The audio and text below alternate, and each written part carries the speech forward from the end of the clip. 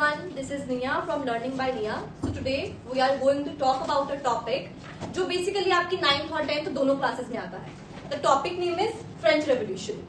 सबसे पहला क्वेश्चन ये है कि आप रेवोल्यूशन से समझते क्या है, that what is revolution. So basically हमारी इंडियन सोसाइटी में दो टाइप के चेंजेस आते हैं. एक चेंज होता है लॉन्ग टर्म चेंज जिसको आने में टाइम लगता है. एक चेंज होता है शॉर्ट टर्म चेंज जो कि इंस्टेंटली आ जाता है.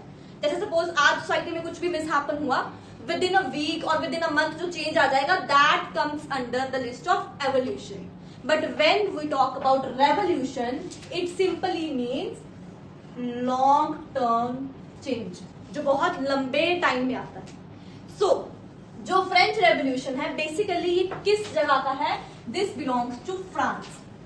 फ्रांस में जो भी चेंज आया वो सारा चेंज हम फ्रेंच रेवोल्यूशन के अंडर कंसीडर करेंगे. If we talk about the adequate definition of French revolution, तो वो डेफिनेशन है it was a major political and social change. दो टाइप के चेंजेस आए हैं हमारी सोसाइटी में. First one is political change जो कि पॉलिटिकल पार्टी से गवर्नमेंट के रिलेटेड है, and the second one is our social change जो कि हमारी इंडियन सोसाइटी में आया है. Now what it results. अब चेंज तो आ गया. जब चेंज आया तो हमें उस चीज का क्या रिजल्ट मिला? The very first point is end of monarchy system. Monarchy system खत्म हो गया. द नेक्स्ट क्वेश्चन इज कि मोनार्की सिस्टम क्या होता है, हम क्या समझते हैं मोनार्की सिस्टम से. So basically it is a form of government. ये एक तरीके की गवर्नमेंट ही है in which the head of the state is king. इसमें क्या होगा, जो हेड होगा स्टेट का या तो वो किंग होगा या वो क्वीन होगा. Let's understand it in simple words. Basically जो हम गवर्नमेंट इलेक्ट करते हैं वो डेमोक्रेटिक गवर्नमेंट है जो आज के टाइम पे चल रही है. डेमोक्रेटिक गवर्नमेंट क्या होती है? जिसमें we the people by ourselves हम अपनी मर्जी से अपना रिप्रेजेंटेटिव चूज कर सकते हैं with the help of universal adult franchise. Now what is universal adult franchise?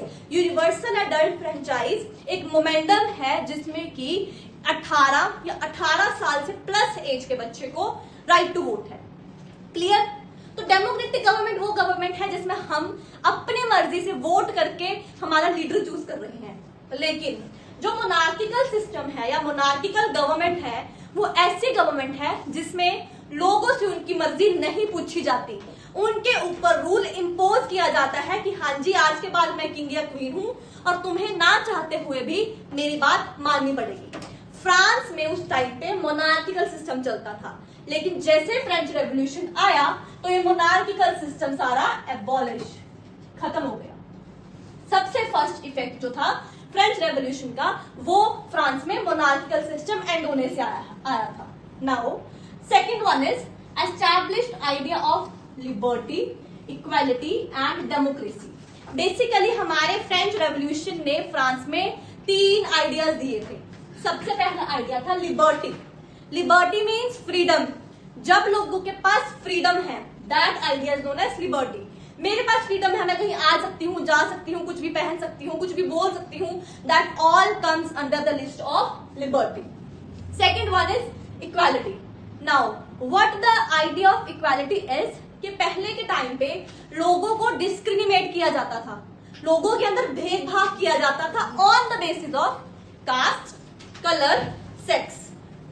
अब जो डिस्क्रिमिनेशन हम कास्ट के बेसिस ऊपर करते हैं, जैसे कि जो अपर कास्ट के लोग होते हैं उनको हमेशा सुपीरियर ऊपर रखा जाता है, वैसे ही जो लोअर कास्ट के लोग हैं उनको हमेशा सबऑर्डिनेट नीचे रखा जाता है. तो इस डिस्क्रिमिनेशन मतलब भेदभाव को मिटाने के लिए हमारे पास कंसेप्ट आया था इक्वालिटी का, जिसमें सभी लोगों को चाहे वो किसी भी कलर, कास्ट, जेंडर, कम्युनिटी से बिलोंग करते हो, सभी को इक्वल रखा जाएगा. Next concept is of democracy. Democracy is the government which is made for the people, to the people and by the people. Democracy एक ऐसी गवर्नमेंट है जो हमारे लिए, हमारे द्वारा ही बनाई जाती है. तो डेमोक्रेसी का कंसेप्ट भी हमें फ्रेंच रेवोल्यूशन ने दिया था. अब जो ये डेमोक्रेसी का कंसेप्ट आया था ये किसके अगेंस्ट में आया था? मोनार्किकल सिस्टम में. जैसे ही मोनार्किकल सिस्टम का एंड हुआ वैसे हमारे पास डेमोक्रेटिक सिस्टम की शुरुआत हो गई. Is this clear to you everyone? Now next come to causes of French revolution. हमारे पास फ्रेंच रेवोल्यूशन के क्या क्या कॉजेस थे, क्यों हुआ फ्रेंच रिवॉल्यूशन? सबसे पहला कॉज 3 स्टेट्स। फ्रांस में उस टाइम पे सोसाइटी को कास्ट में नहीं क्लासेस में डिस्ट्रीब्यूट किया जाता था। 3 क्लासेस थी। सबसे पहले फर्स्ट स्टेट, सेकंड स्टेट और थर्ड स्टेट। इसको आप स्टेट भी बोल सकते हो या क्लासेस भी बोल सकते हो। तो फर्स्ट क्लास में हमारे पास कौन से लोग आते थे? क्लेरिगी क्लास। बेसिकली ये क्लेरिगी क्लास जो थी ये अपर क्लास को माना जाता था। इसमें हमारे पास प्रीस्ट मतलब पुजारी, उस टाइम पे जो प्रीस्ट थे, पुजारी थे, वो ब्राह्मण फैमिली से बिलोंग करते थे और ब्राह्मणों को हमारे इंडियन सोसाइटी में अपर कास्ट की पोजीशन दी जाती है। तो इसमें जितने भी प्रीस्ट थे, जितने भी बड़े बड़े ऑफिसर्स थे, ये सारे हमारे क्लर्की क्लास में आते थे। इनको गवर्नमेंट के द्वारा या लोगों के द्वारा बहुत ज्यादा रिस्पेक्ट दी जाती थी। And the most important thing is कि इनसे कोई भी टैक्स नहीं लिया जाता था। बच्चों, जो ये रेवोल्यूशन था बेसिकली ये टैक्सेस के ऊपर ही था। टैक्सेस हाईली पे करने की वजह से लोग बहुत ज्यादा दुखी हो चुके थे, इसीलिए फ्रांस में इतनी ज्यादा प्रॉब्लम आ रही थी। तो अब जो टैक्सेस के डिस्ट्रीब्यूशन है इन 3 क्लासेस में, क्लर्की क्लास वो क्लास है जिसको टैक्स देना ही नहीं है। क्यों नहीं देना? उनको ओहदा बहुत ऊपर है सोसाइटी में, लोग उनको रिस्पेक्ट करते हैं, इसलिए। Come to the second class. Second class है हमारे पास नोबिलिटी क्लास। इसको बेसिकली हम बोल सकते हैं मिडिल क्लास, ना बहुत ऊपर ना बहुत नीचे। इसमें हमारे पास कौन से लोग आते थे? जिनके पास लैंड होती थी, जमींदार होते थे, जिनकी खुद की लैंड होती थी, वो हमारे पास नोबिलिटी में आते थे। इनको टैक्स देना तो था लेकिन बहुत मिनिमम अमाउंट में, लेट्स से 3 या 4% ऑफ टैक्स जो था वो नोबिलिटी क्लास के लोगों को पे करना पड़ता था। तो इनके ऊपर भी एज सच इतना बर्डन नहीं था। Now third state is our common people. सबसे ज्यादा सप्रेस किए जाने वाले लोग फ्रांस में कॉमन पीपल थे, जिनको हाईली टैक्स पे करना पड़ता था। गवर्नमेंट इनसे डबल ट्रिपल टैक्स लेती थी और इनको बहुत ज्यादा डोमिनेट दबाया जाता था हमारी फ्रांस गवर्नमेंट के द्वारा। After completing the concept of state, let's come to the next concept that is economic causes. अब हमने पढ़ लिया कि स्टेट डिवीजन कैसी थी, उसके बाद जो हम नेक्स्ट टॉपिक पे आ रहे हैं वो है हमारा इकोनॉमिक कॉज। अब इकोनॉमिक कॉज को हम फाइनेंशियल क्राइसिस भी बोलते हैं। क्राइसिस एक ऐसी सिचुएशन को बोला जाता है जब किसी भी चीज की कमी हो जाए। इकोनॉमिक क्राइसिस जब पैसे की कमी हो जाए, फूड क्राइसिस जब खाने की कमी हो जाए। क्राइसिस मीन्स कमी। तो अब क्वेश्चन ये था कि फ्रांस इतनी वेल डेवलप्ड कंट्री थी, तो ऐसा क्या हुआ कि फ्रांस में क्राइसिस सिचुएशन आ गई, वो भी financial crisis. There are some reasons, जैसे कि फ्रांस हैज ह्यूज डेब्ट ड्यू टू वॉर्स। अब फ्रांस इतनी वॉर्स, इतनी लड़ाइयां लड़ चुका था जिस करके फ्रांस के ऊपर कर्जा आ गया था।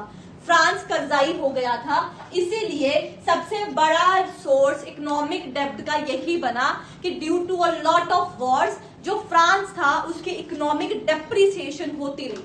First cause is our war and second cause जो वहां का किंग लुइस था उसने क्या किया था, इंक्रीज कर दिया था टैक्स फॉर पुअर। टैक्स का हम यहाँ पढ़ के आए हैं ना, तो फर्स्ट क्लास को टैक्स पे करना पड़ रहा है, फर्स्ट क्लास तो 0 टैक्स पे कर रही है, सेकंड क्लास ना के बराबर 2 और 3%। तो सारा बर्डन किस पे आ रहा है? बर्डन हमारा आ रहा है कॉमन पीपल पर, जिनको हाईली टैक्स पे करना पड़ रहा है। So let's continue further more. हमने कॉजेस डिस्कस किए थे फ्रेंच रेवोल्यूशन के, जिसमें कि हम सोशल कॉज डिस्कस कर चुके हैं। सोशल कॉज के अंदर हमारे पास क्या आ रहा है? 3 टाइप्स ऑफ क्लासेस, जो मैंने आपको लास्ट स्लाइड में डिस्कस करवा दी है। Next is our economic cause. Economic cause भी क्लियरली क्रिस्टल है आपको कि उसमें फाइनेंशियल कॉजेस के बारे में हम डिस्कस करते हैं। So let's came on the next cause that is political cause. अब पॉलिटिकल कॉज क्या था? पॉलिटिकल कॉज में हमारे पास आता है सबसे पहले वीक मोनार्की, कि उस टाइम पे जो मोनार्की का सिस्टम था that is very weak, which means जो उस टाइम के लुइस किंग थे वो इनडेसिसिव एंड वीक थे। Now what is the meaning of indecisive? Indecisive होता है जब किसी पर्सन के पास इतनी पावर नहीं होती कि वो अपना डिसीजन खुद ले सके, उसको हम इनडेसिसिव बोलते हैं। तो सबसे पहला कॉज क्या था कि जो वो किंग था वो इनडेसिसिव था, मीन्स ही और he is having no power to make the decisions by own self. And second क्या था? वीक। वो किंग इतना पावरफुल नहीं था कि वॉर्स कर सके या अपनी प्रजा के लिए लड़ सके। First cause, people demanded representation in the government.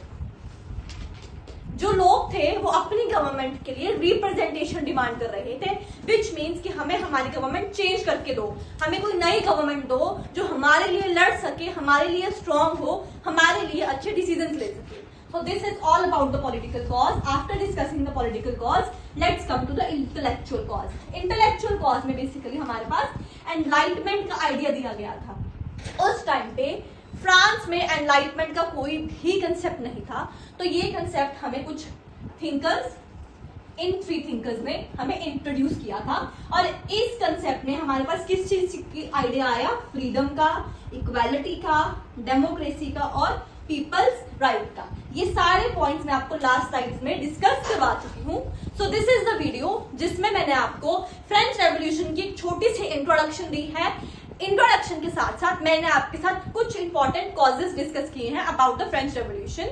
ये वीडियो पार्ट 1 की होगी, next part will be uploaded जिसमें कि आपका ये लेक्चर जो है हम फर्दर कंटिन्यू करेंगे। Thank you so much.